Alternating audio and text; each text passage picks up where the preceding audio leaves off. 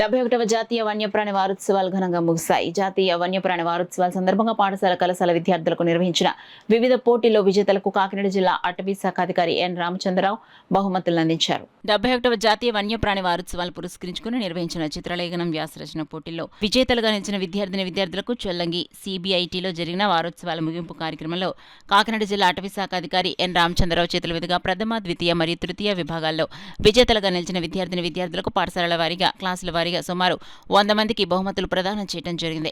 ఈ కార్యక్రమంలో కోరింగ అటవీ క్షేత్రాధికారి SSR Varaprasad, forest section B2 అధికారులు, కళాశాల అధ్యాపకులు, విద్యార్థులు, ఈడీసీల సభ్యులు మరియు సిబిఈటి సిబ్బంది పాల్గొని విజయవంతం చేశారు. పిల్లల్ని ఎందుకు ఇన్వాల్వ్ చేస్తున్నామంటే వారికి మంచి రీచ్ ఉంది. వాళ్ళలో అవగాహన కల్పిస్తే ఫ్యూచర్లో మనకి వైల్డ్ లైఫ్ కన్జర్వేషన్ కానీ, ఫారెస్ట్ ప్రొటెక్షన్ కానీ కేవలం డిపార్ట్మెంట్ ఒకరి దాంతోనే సాధ్యపడదు. అది ప్రజల్లో ఒక మంచి అవగాహన రావాలి. అది స్టూడెంట్స్తోనే సాధ్యం. సో వారిని ఈ కార్యక్రమాల్లోకి పెద్ద ఎత్తున ఇన్వాల్వ్ చేస్తున్నాము. రీసెంట్గా ఒక స్పాటెడ్ డీర్, చుక్కల దిప్పు కూడా ఇంజ్యూర్ అయితే మనం దానికి ట్రీట్మెంట్ చేసి నేచురల్ ఫారెస్ట్లోకి రిలీజ్ చేయడం జరిగింది. సో ఇవి కూడా పెద్ద ఎత్తున వాళ్ళకి అవగాహన కల్పించాము. అంటే ఏమైనా వన్యప్రాణులు అటవీ ప్రాంతం నుంచి బయటకు వస్తే ఇమీడియట్గా అటవీ శాఖకి సమాచారం ఇవ్వాలి.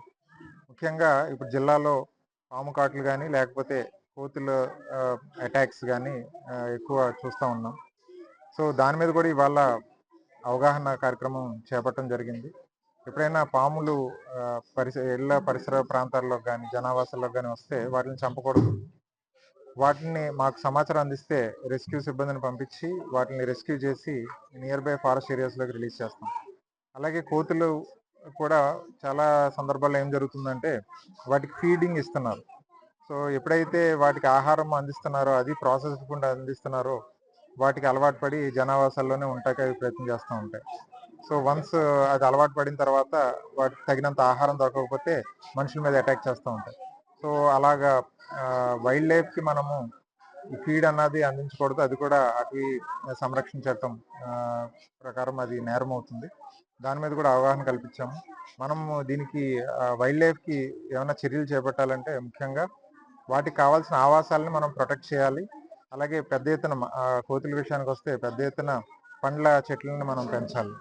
ఈ విధంగా మనం వాటిని ప్రొటెక్ట్ చేయగలుగుతాం. అలాగే స్నేక్స్ బైట్స్ నుంచి మనం ఎక్కువ తీసుకోవాల్సిన చర్యలు ఏమంటే పరిసరాలని మనం శుభ్రంగా ఉంచుకోవాలి. తద్వారా ఎలుకలు రాకుండా ఉంటాయి. ఎలుకలు రాకుండా ఉంటే స్నేక్స్ కూడా అవాయిడ్ చేస్తాయి. సో ఇలాంటి అవగాహన కార్యక్రమాలు మున్ముందు ఇంకా పెద్ద ఎత్తున కాకినాడ జిల్లాలో చేపడతాము.